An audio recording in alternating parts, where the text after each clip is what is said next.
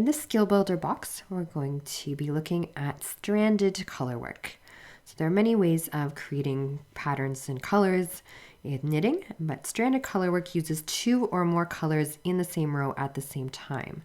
And by doing this, it creates stranding or floats across the back of your work, which is a little bit distinctive from other forms of colorwork. So you may have seen mosaic knitting where each color is worked separately, one at a time, and on the back you can see you don't see those strands or those floats. Or intarsia is another method of creating patterns with multiple colors, but in this technique each color stays in its own section and they are not stranded or floated across the back. So sometimes you may hear stranded knitting like this referred to as Fair Isle, which is a distinct type of stranded colorwork that comes from a specific place. So although Fair Isle is a type of stranded colorwork, there are many other patterns and motifs from around the world. So stranded colorwork contains all of those. So all Fair Isle is stranded, but not all stranded is specifically Fair Isle technique. Stranded colorwork projects are often worked in the rounds to avoid purling and keep the pattern facing towards you on the right side throughout. For larger projects, this can involve steeking, where you cut your knitting. So you might knit an entire sweater in the round and then steek or cut up the front to create a cardigan, or cut open the holes for the armholes to add the sleeves in later. So we won't look at steeking in this box. In a future box we will, but for this one we're going to stick to the basics with a 2-color stranded colorwork pattern. In this box you'll find that the yarn we've included is our Winfield yarn. This is a Canadian wool.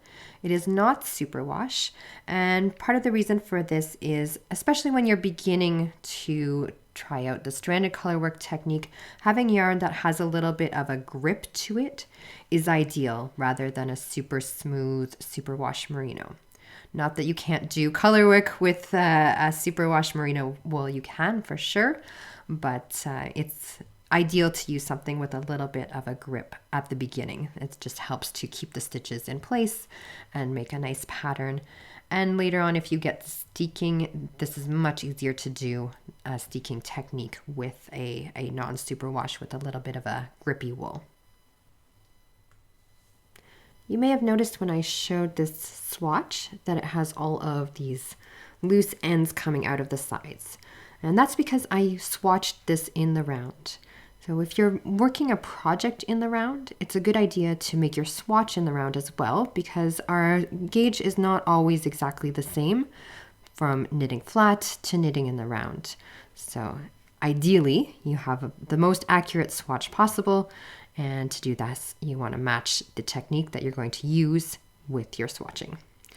So here, the way that I did it was to loop these yarn across the back, and then I snipped it open. This one is before I blocked it, and this is after blocking and opening it up. So I'm going to show you how to work your own swatch in the round. You're going to need a circular needle, and ideally you would be using the same needle that you intend to use for your project.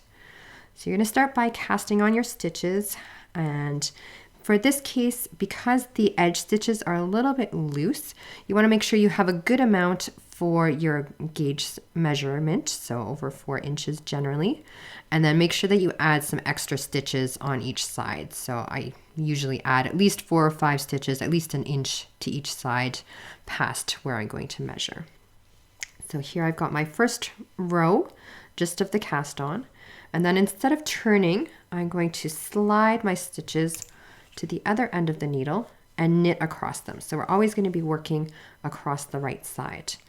And this yarn, so to bring it over, I'm just going to loop it across the back of the work, keeping it fairly loose. So it doesn't have to be perfect. You just want it to not be so tight that you're creating this tiny little loop that you won't be able to knit. So you want to keep it loose across the back, and then you go ahead and knit your row as normal. And you may find that the first stitch or two are a little bit loose on the end because the yarn is loose across the back, and that's totally fine. Don't worry about it, especially with this yarn, which has that little bit of grippiness to it. It's going to be all completely fine. And you can gently tug and tighten up the edge stitches a little bit if you want as you go or before blocking, but it's really not a big deal at all. Here I am getting towards the end of my row, or my round I should say, because we're swatching in the round. And again, instead of turning, I'm just going to slide those stitches all the way back, and then I just spread them out a little bit. Once I've kind of got that first loop, I try to match so that the loops are more or less the same, but if they're a little bit bigger, a little bit smaller, you can see these are not all exactly the same length. Or here, they may be a little bit different from round to round, and that's totally fine.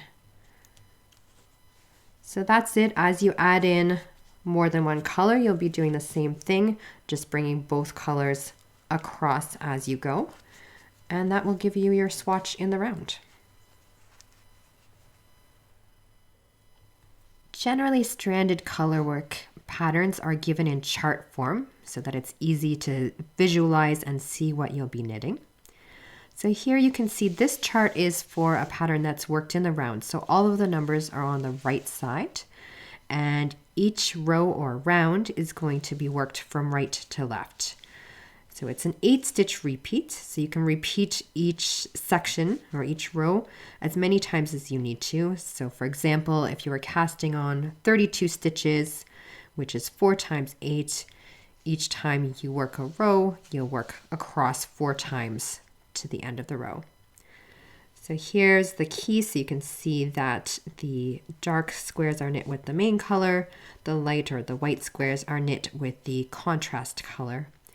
And you would work that way throughout the chart.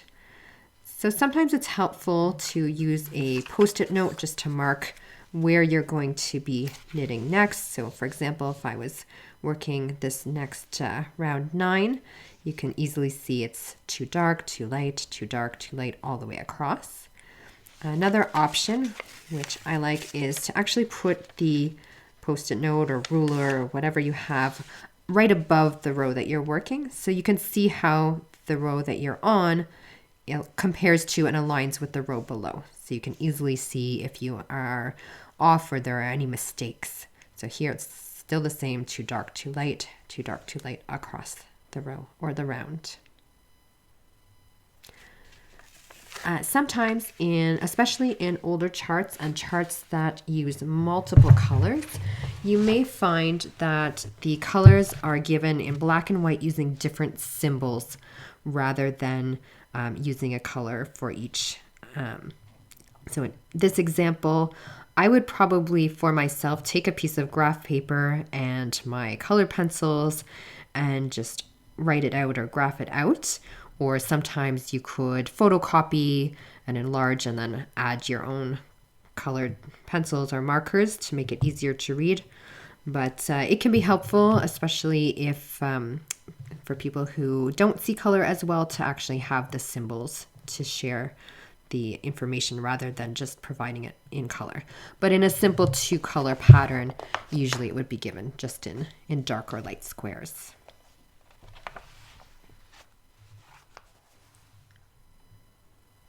I'm going to show you a few different methods for working your stranded colorwork. As with most things in knitting, there are many ways to achieve the same result, so I encourage you to try and find which way works best for you. Regardless of which method you choose, there are a few things to keep in mind as you work your stranded colorwork. The first is that you want to keep the colors consistent, which is held above and which is held below. So the color that's below is usually a little bit more prominent, something we call color dominance. So in general, you would want to hold the background color, here the white, above, and the foreground color, which is here the green, below as you work. So just keeping the colors so that they're not getting all twisted in the back. They're staying consistent. And the other thing is that as you work, you want to keep your stitches spread out on the needle so that they don't get all bunched up and puckered, but that you keep your knitting nice and open and smooth. So the first method I'm going to show you is where you pick up and put down each color as you go. So here I'm working row 4 of the chart. It's going to start with green, which is below, and because I'm working my swatch in the round, I'm going to strand that yarn across the back, work my first stitch with the green, I'm going to drop it, and then I'm going to pick up the white, making sure that it's coming from above the green. And here, working the next 2 stitches, going back to the green and picking it up from below, so seeing how it's always below the white, and spreading the stitches out. So as I strand this yarn across the back, I want to make sure that these stitches stay nice and open, not all squished up and bunched up. So I usually keep it open as I go. So just spreading out on that right hand needle so that your stitches and your floats don't get too tight. And again to the bottom, and the white stays above. So that's it. You can do this obviously with either hand. So if I was going to work with my left hand, I would still keep the white above, and then when I drop it, make sure I'm picking up the green from below, still spreading those stitches on the needle as I go. I'm a little bit more comfortable with my my right hand. So, but whichever method works for you. So this is the first method, the pick up and drop, which is a nice way to start, especially if you have one color that you're much more comfortable with. Sorry, one hand that you're much more comfortable with. Okay, the second option is to hold one yarn in each hand. So here, because I want to keep the white above, I'm going to hold the white in my right hand and the green in my left. Just making sure they're both above my needle. So now I'm going to start with the 2 green stitches.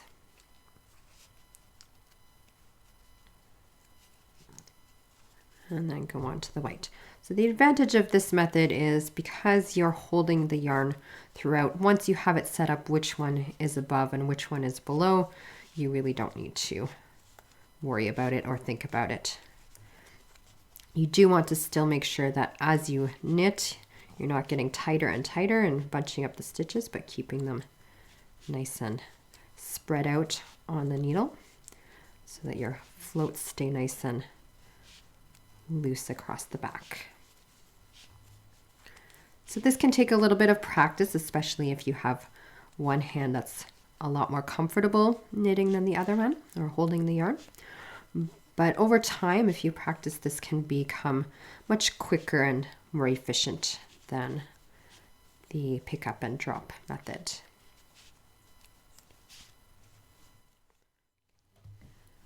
The third method that I'm going to show you is to actually work each round of the chart twice, making 2 passes, once with each color. So in this way, you only need to work with one color at a time. So you're going to start with whichever color you're holding on the bottom. So in this case, it's going to be the green.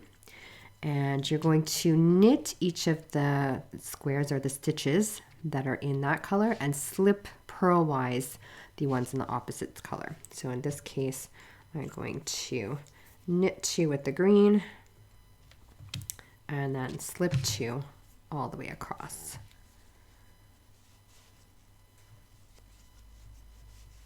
So you still want to make sure that you're keeping your stitches spread out on your needles, keeping the floats loose across the back. But this is a way of only working with one color at a time.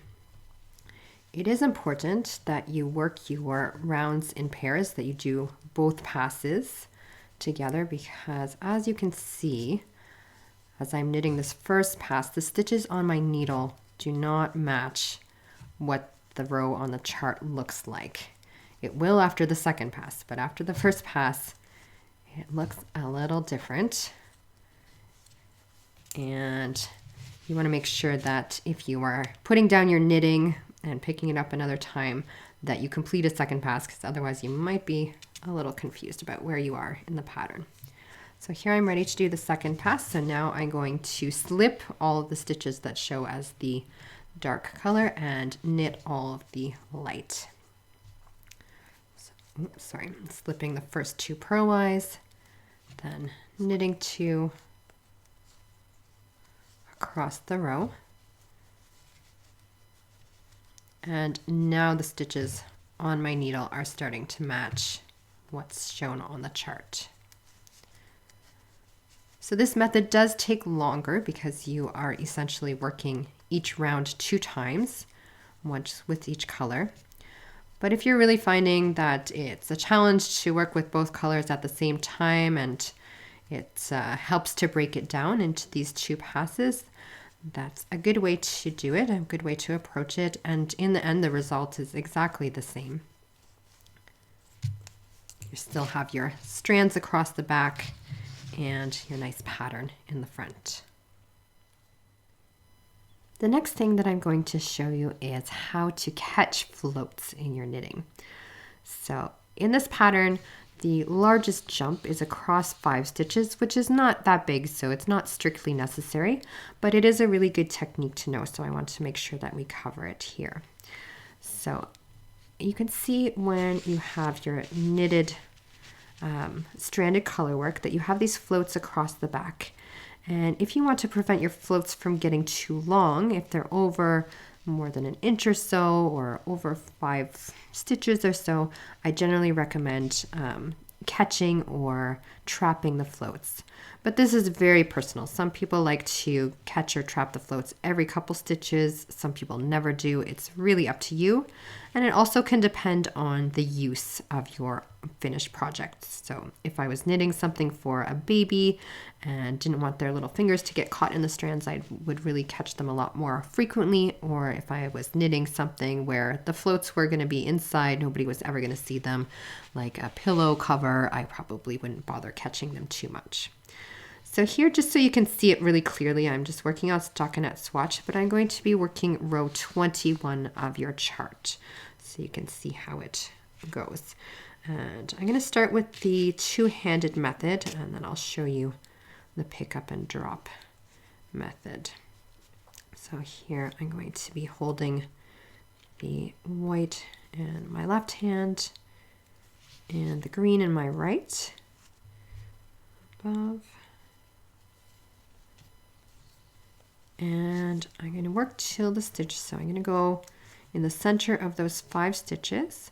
And I'm just going to insert the needle right under that white strand in the back, knit my stitch as usual, and continue on bringing the yarn back above that white stitch. So what that does is it breaks that float up into 2 pieces. You can see it's trapped right at that stitch there.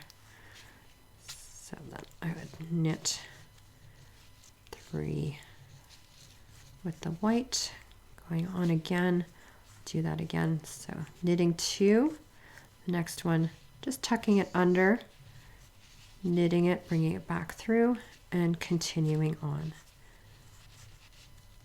And that will trap your floats.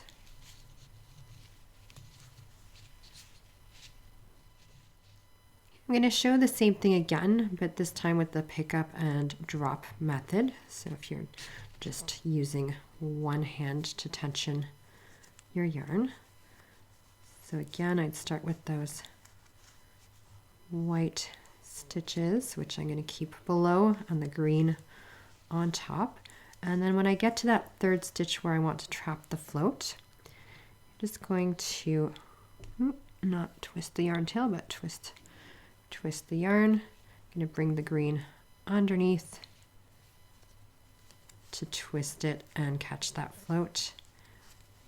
Then continuing on, making sure to bring that white from underneath still.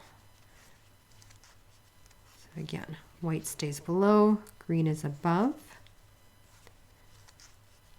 When you get to that third stitch, twisting the green underneath to catch it, but then it stays on top as you bring that white across and underneath. So it's the same effect, you've just caught those floats in that third stitch to keep them shorter rather than long.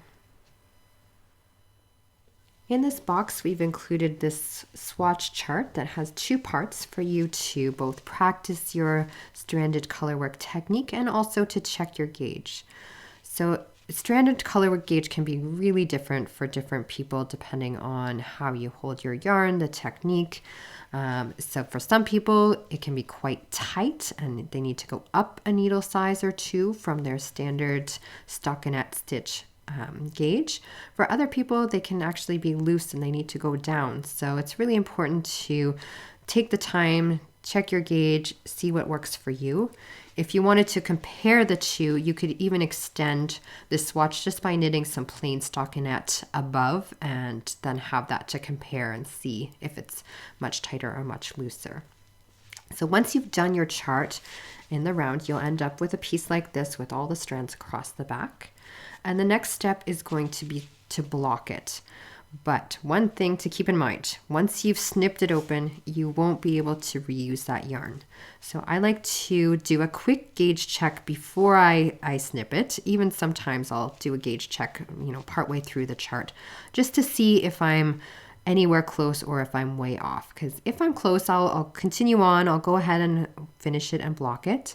But if I'm way off, it's better to take the time, just undo the chart or undo your swatch and change needle sizes then before you go all the way to the end and block your swatch.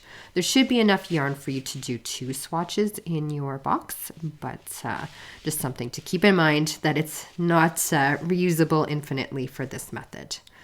So when you get to the end, it is important to block, both because you need to do that for an accurate gauge, but also because it makes such a difference to the fabric. You can see this one, how much drape it has after blocking. It's really nice. And this one, it's quite stiff. It doesn't have the same drape as the other one. You can see the difference side by side. So it's up to you whether you soak the piece first. I do recommend wet blocking for this, but whether you soak it first and then snip afterwards, or if you snip first and soak it and lay it out, it really doesn't matter that much. And then once you've got it wet and opened out, you can take a couple minutes just to smooth it out. You can adjust the edge stitches a little bit if you want to, but don't worry too much about this. It's okay if the first and last couple stitches are a little bit loose or messy, because it should be wide enough that you can take your gauge right in the center, both up and down. So I really hope you enjoy this technique and this method. It's really fun and opens up a world of patterns and designs for you to play with.